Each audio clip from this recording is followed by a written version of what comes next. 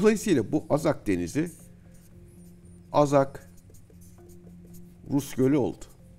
Bir geminin vurulması bir savaş sebebidir. Bir uçağın vurulmasından, bir tankın vurulmasından çok çok ötedir. Türkiye kendisi savaştaysa ya da kendisini savaşa yakın hissediyorsa istediğini geçirir, istediğini geçirmez. Sıcak deniz şu demektir, ılık deniz değil, donmayan deniz demektir. Şimdi buradaki Türkler çok enteresandır. Moldova'nın ve Romanya'nın baskısından çok bunalmışlar ve Rusya'ya daha yakın hissediyorlar. Bir kere Türkiye'nin Karadeniz politikası bölgesel sahiplik ilkesine dayanır. Karadeniz, Karadenizlilerinindir der Türkiye. YST Haber Merkezi'nden herkese merhabalar. Amiral Cihat Yaycı'yla yeniden haritanın başında birlikteyiz. Amirim hoş geldiniz. Hoş bulduk. Bugün farklı bir harita aslında karşımızda. Çok yakınımız ama biz genelde son yayınlarda Ege'yi, Adalar Denizi'ni ve Akdeniz'i konuşuyorduk gündeme dair. Ama Karadeniz'de de hareketlilik devam ediyor. Ancak son dönemdeki hareketlilik biraz daha farklı, alışık olduğumuzun dışında. Balıkçı teknelerinin de yakaladığı, gördüğü sidaları görüyoruz. Bu sidalar nedir, nasıl bizim sahillerimize gelmiştir? Oradan başlayarak aslında Karadeniz'deki mevcut durumu da konuşabiliriz. Biliyorsunuz Karadeniz'de Rusya ile Ukrayna arasında bir savaş var. Savaştan daha ziyade aslında çok gerçekçi konuşmak lazım. Rusya'nın Ukrayna'ya saldırısı var. Yani Rusya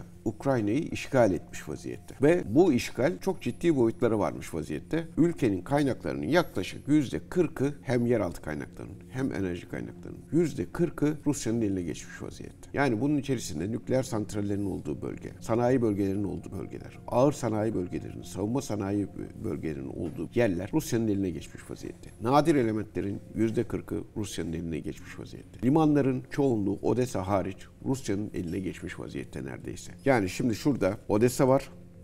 Şurada 3 aşağı 5 yukarı koyuyorum. Mikolaev var. Şurada Kerson var. Şurada Sivastopol var. Şurada Yalta var. Kırım gitmiş vaziyette. Kerson artık tamamen neredeyse ele geçmiş vaziyette. Bir Odessa, Mikolaev'den de çıkış çok zor. Bu kısım var. Efendim, Odessa için bir parantez açsak. Neden Rusya bu kadar istiyor? Çünkü Odessa en büyük limanlardan bir tanesi ve Odessa gittiğinde aslında Ukrayna'nın denize kıyısı kalmayacak. Liman şehri kalmayacak. İthalat ve ihracat karaya kilitli bir devlet haline gelecek. Yani o yüzden Odessa son derece önemli. Şuraya kadar neredeyse almış vaziyette ve biliyorsunuz aslında burası Azak Denizi. Burası Kerç Boğazı. Azak Denizi'ne giriş. Şimdi burası Ukrayna'nındı. Burası Rusya'nındı. Rusya'nın işgali başlayınca Rusya hem Kırım'ı hem Azak Denizi'nin tümünü işgal etti. Dolayısıyla bu Azak Denizi Azak Rus Gölü oldu. Kerç Boğazı da uluslararası bir boğazdı. Çünkü bir tarafı Ukrayna'nın, bir tarafı Rusya'nındı. Şimdi bunun ikisi de Rusya'nın olunca bu da ulusal boğaz oldu. Bu ne demek? Rusya buradan istediğini geçirir, istediğini geçirmez. Burası da kapalı bir deniz oldu. Bütün kıyıları Rusya tarafından çevrili oldu. Buranın içerisine girmek için pasaport göstermek gerekecek. Yani buraya herhangi bir ticaret gemisi artık rahatlıkla giriş çıkış yapamayacak. Savaş gemisini zaten geçti. Şimdi bu bir ulusal boğaz statüsüne geçti. Rusya Azak Denizi'ni de işgal etmiş oldu. Şimdi burada Rusya'nın çok önemli 2 tane de limanı var Karadeniz'de. Novorossiysk ve şurada Tuapse. Bu 2 liman Rusya'nın petrol ve doğalgaz ihracatı için gemilerle ve boru hatları da buraya kadar geliyor. Bu 2 liman Rus ekonomisi için çok önemli. Peki Ukrayna bunun karşılığında ne yaptı şimdi? Bir kere hem SİDA, silahlı insansız deniz aracı, hem SİHA hem de denizaltı silahlı insansız denizaltı araçları yaptı. Bunlar 3 tane. Bu teknolojiyi öyle geliştirdiler ki, böyle İHA'ları da biliyorsunuz, SİHA'ları da bizim Baykar'dan aldılar ve bu sahada öyle kullandılar ki hatta bizim ihtiyaç fazlamız var, dışarıya da satabiliriz dediler. Savaş bir teknolojiyi de geliştirmiş oldu. Ki savaş öncesinde böyle bir gündemleri dahi yoktu belki. Yok. Gerçi bir altyapıları vardı ama bu o altyapıyı çok verimli kullanmaya, çok etkin kullanmaya ve geliştirmeye neden oldu. Şimdi biliyorsunuz Rusya'nın içerisinde çeşitli İHA SİHA saldırıları yaptılar küçük dronlarla. Ve muazzam 5 noktada Rusya'nın en doğusu, en güneyi, en kuzeyi, en batısı ve orta noktasında saldırı yaparak Rusya'yı resmen anortodoks, yani alışılmışın dışında bir saldırıyla şok ettiler.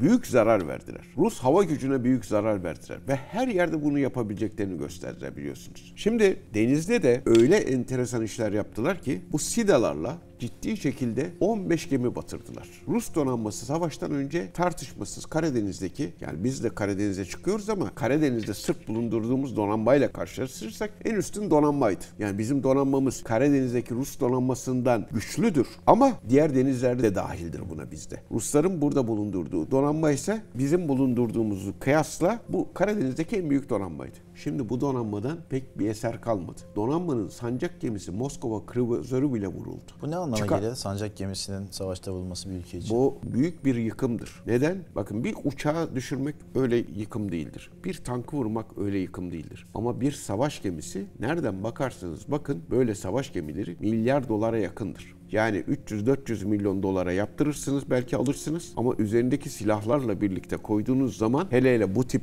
gemilerde milyar dolara yakın bir şeydir. Mesela 16 tane fırkateyniniz varsa, 16 çok büyük. 16'da birini kaybediyorsunuz demektir. Dolayısıyla bir geminin vurulması bir savaş sebebidir. Bir uçağın vurulmasına, bir tankın vurulmasına çok çok ötedir. İçinde yaşayan insanların ise 200 kişi olduğunu düşünürseniz ortalama çok büyük miktarlardır. Ki bu kruvazör, bunda 300-400 kişi yaşıyor. Onları da geçtik. Moskova kruvazörü bir de kumanda gemisiydi, komuta gemisiydi. Yani sancak gemisini vurdular. Bu sancak gemisi moralmen de büyük bir menfi etki oluşturdu. Ukrayna'da pozitif etki. Rus donanmasının büyük bir zafiyete uğramasına neden oldu. Montreux Sözleşmesi ile gereğince başka bir gemi de buraya getiremedikleri için ikame de edemiyorlar. Yani tamam, bu battı, biz kuzeyden bir gemi getirelim, bu alana sokalım da yapamıyorlar. Çünkü Montreux Sözleşmesi var. Orada Montreux parantezini açsak, şu Evet. an bu maddeden başlayalım aslında. Şunu da bir söyleyeyim de Doğukan. Şimdi burada bu SİDA'larla bu gemileri batırdılar. Gittiler, Kerç Boğazı'nın köprüsü var üzerinde. Ayağına 1.1 ton TNT ile saldırı yaptı bu SİDA'lar. Gittiler, Novorossiysk ve Tuapse'de petrol rafinerilerini vurdular, limanları vurdular, Rus ekonomisini kilitlediler. 2024-2025 böyle geçti. 2025 yılında Rusya'da buna karşılık kendi SİDA teknolojisini geliştirmeye çalıştı. Üstüne üstlük bu SİDA'lar var ya ve denizaltı Magora 5'ler deniliyor. Bir de Tolokalar var. Bu Tolokalar da SİDA'lar, denizaltı SİDA'ları 1200 kilometre menzilli. Toloka, Magola 5. Şimdi bunlar, bu denizaltı, bundan havaya füze atabiliyorlar ve bunlarla hem de Magolalara da koymuşlar. Rus helikopterleri düşürdüler, Rus uçakları düşürdüler.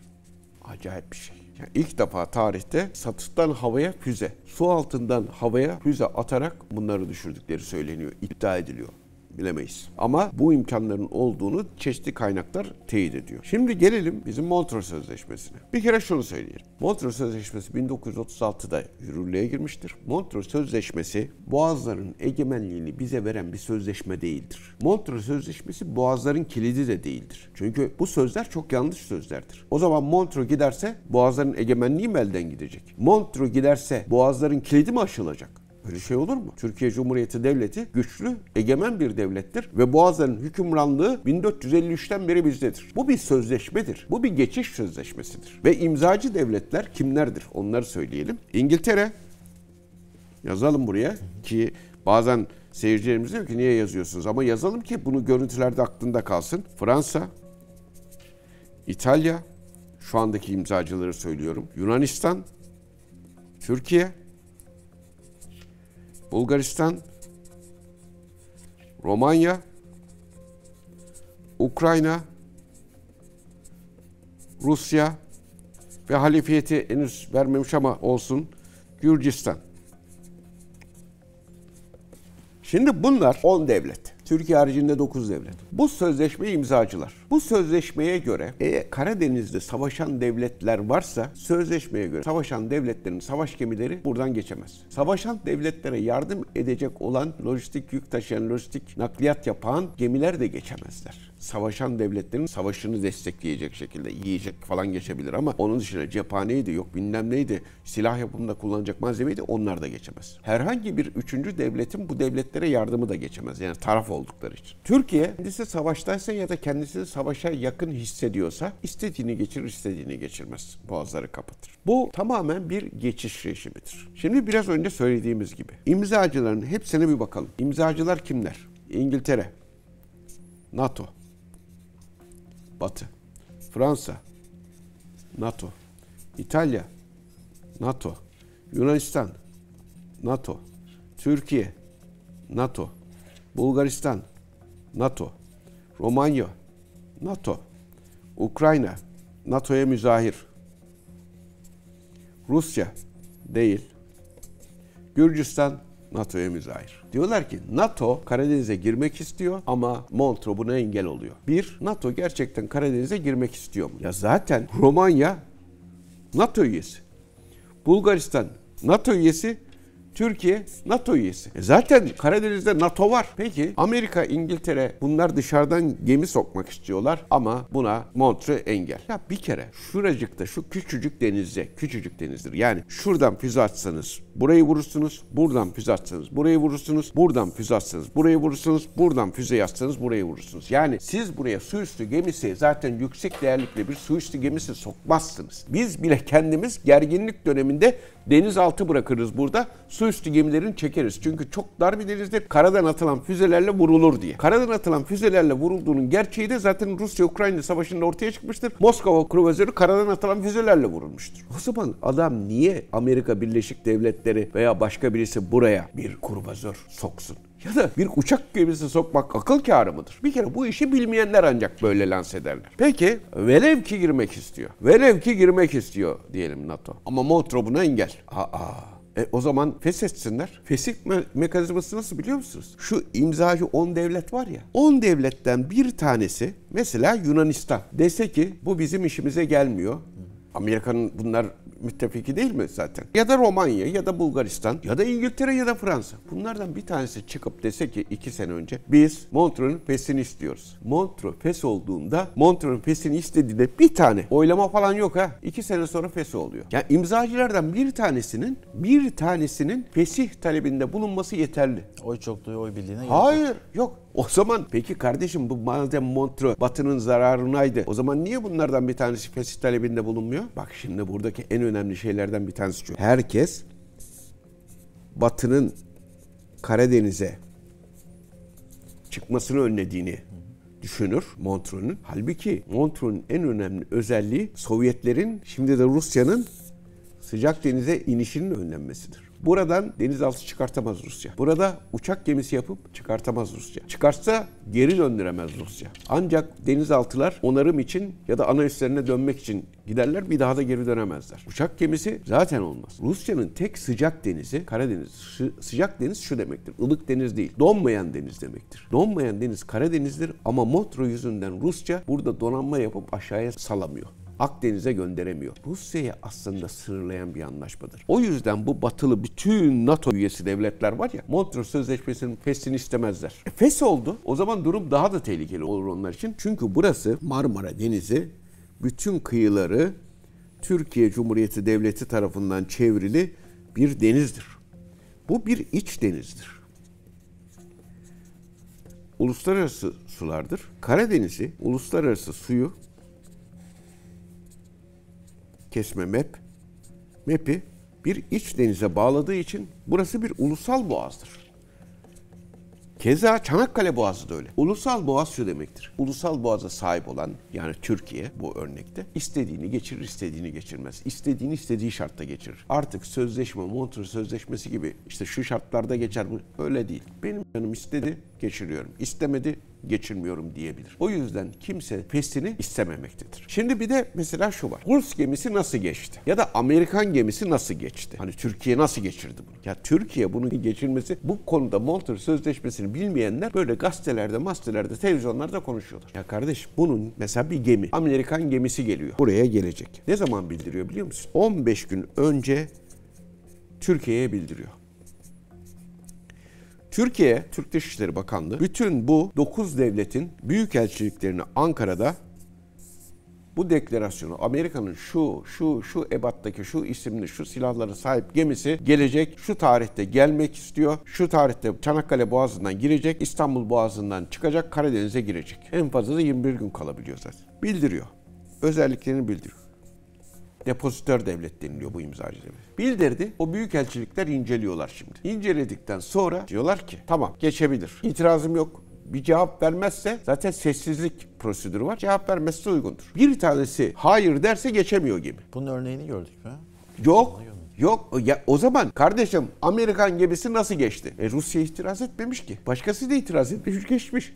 Rus gemisi nasıl geçti? İngiltere, Fransa, İtalya, Yunanistan, Romanya, bu Ukrayna hiçbir tanesi itiraz etmemiş. Geçmiş. En sonunda Türkiye anlaşmaya uygun olup olmadığı kararını da verir aslında. O da ayrı bir mesele. Yani orada bir takdir hakkı da vardır. Ama bu itiraz konusu yok ortada. Geçemez, edemez diye bir itiraz konusu yok. İtiraz etmiyor. Türkiye'de bilmeyen anlatıyor da anlatıyor. Peki Türkiye açısından baktığımız zaman edelim. Karadeniz'deki gerilime de biraz dönsek. Belki Montreux, belki Türkiye'nin Karadeniz'deki askeri varlığından da bahsedebiliriz. Yakın dönemde ne gibi bir hareketlilik bekliyoruz? Şimdi bu Rusya-Ukrayna arasındaki savaş gerçekten Karadeniz'deki dengeyi bozmuş vaziyette. Biliyorsunuz daha önce Gürcistan'da Güney Ossetya ve Apazya'ya saldırmıştı Rusya. Şimdi onlar sözde özerk ayrı, bağımsız ama özde Rusya'nın birer müstemlekesi vaziyetindeler. Apazya ve Güney Ossetya. Burada bir Transdinyester sorunu var Moldova'da. Transdinyester deyip geçmeyin. Bakın çok önemli. Ruslar oraya da göz dikmiş vaziyetteler. Bu Transdinyester'de Gagavuz Türkleri yaşıyor. Hristiyan Türkler. Gagavuzya. Hristiyan Türkler yaşıyor. Bu Türkler senin benim gibi çok güzel Türkçe konuşuyorlar. Ve gerçekten Türkler. Şimdi buradaki Türkler çok enteresandır. Moldova'nın ve Romanya'nın baskısından çok bunalmışlar ve Rusya'ya daha yakın hissediyorlar. Rusya'nın bu bölgede daha etkili olmasını tercih ediyorlar. Moldova'da çünkü Gagavuz Türkler, biliyorsunuz Gagavuzca başbakanı tutuklandı. Baskıcı bir durum var Romanya'da, Moldova'da. Moldova'da Romanya'nın etkisinde zaten. Buraya bir müdahale söz konusu olabilir. İş daha da karışır. Ve Karadeniz'de bizim açımızdan ne? Biz bir kere Türkiye çok güzel bir diplomasi yürütüyor. Onu açıklıkla söyleyelim. Türkiye bir denge diplomasisi yürütüyor. Rusya ile Ukrayna'yı masaya oturtabilen tek devlet şu anda. Bütün barış görüşmelerinde Türkiye arabulucu, tahıl koridorunda dünyanın aç kalmamasını, Afrika'nın aç kalmamasını sağlayan Türkiye, dengenin bozulmaması için Montreux Sözleşmesi dahil bütün statükoyu muhafaza etmek için gerekli bütün tedbirleri uluslararası hukuka uygun olarak uygulayan Türkiye, savaşın sona ermesi için elinden geleni yapan Türkiye, tarafsızlık politikasını güden Türkiye, aynı zamanda menfaatlerini de kollayan bir devlet. Türkiye'nin Karadeniz politikası son derece ben iyi buluyorum. Bir kere Türkiye'nin Karadeniz politikası bölgesel sahiplik ilkesine dayanır. Karadeniz Karadenizlilerindir der Türkiye. Dışarıdan hiç kimse girip buradaki huzuru, sükûnu bozmasın der. İşte dışarıdan İngiltere girince, kışkırtınca, Rusya da oraya girince karşı karşıya geldiler ve huzur bozuldu. Dışarıdan NATO'ya girsin. Ya kardeşim NATO'ya, Avrupa Birliği'ne falan karıştırmayın. Burasının Karadeniz bir dostluk deniziydi. Türkiye burada birçok inisiyatif geliştirdi. Karadeniz Ekonomik İşbirliği'nden, Bilexipfor'dan, Karadeniz Uyum Harekatı'ndan, Sınır Güvenlik ve Sahil Güvenlik Komutanları, işte Koordinasyon Kurulu'ndan, bilmem nesinden, güven artırıcı önlemlerden. Bir sürü tedbiri, bir sürü organizasyonu, bir sürü inisiyatifi Türkiye kendisi liderlik yaparak kurdu. Böyle biriktire yaptı bunları. Kazıya yaptı. Ama Türkiye'nin bu bölgede herkesle ilişkisi vardır. Türkiye gerçekten Karadeniz'de de bölgesel oyun kurucu vaziyettedir. Ve tavırlarıyla da küresel oyun bozar. Mesela buradan müdahaleleri, şuradan müdahaleleri önlemeye çalışır. İşte buradan müdahale edemeyen, boğazlar vasıtasıyla müdahalede sıkıntı çekenler Dede Ağaç'a gelip Dede Ağaç'tan buraya yığınak yapıyorlar. Türkiye'nin hem en uzun kıyıya sahip devlet olarak bu pozisyonu muhafaza etmesinde büyük fayda var. Münhasır ekonomik bölgemiz konusunda da 1986'da biz münhasır ekonomik bölge ilan ettik Karadeniz'de. Son derece mantıklı, son derece uluslararası hukuka uygun, son derece hakkaniyete uygundur. Dolayısıyla bunun da kaşınmasını isteyen bir takım mihraklar var. Aman hiç öyle bir şeye gerek yok. Bizim buradaki deniz yetki alanımız son derece uluslararası hukuka uygun ve bütün herkesle anlaşması yapılmış, bitmiş bir konudur. Rusya Ukrayna kıyılarını işgal ederse bize mi etkisi? Hayır, biz sadece bizim kabul etmiyoruz biz ama velev ki oldu diyelim. Rusya'nın sınırı buradayken Rusya'nın sınırı buraya gelir. Sadece bizim sınırımızı kestiği hat değişir. Komşumuz değişir. Zaten biz 1986'da münhasır ekonomik bölge ilan ettiğimizde ve anlaşmalar yaptığımızda ne Ukrayna vardı, ne Rusya vardı, ne Gürcistan vardı. Bunların hepsi Sovyetler Birliği'ydi. O durumda bu münhasır ekonomik bölge ilan edildi. Onun için çok rahatız. Teşekkürler değerli. Sağ olun.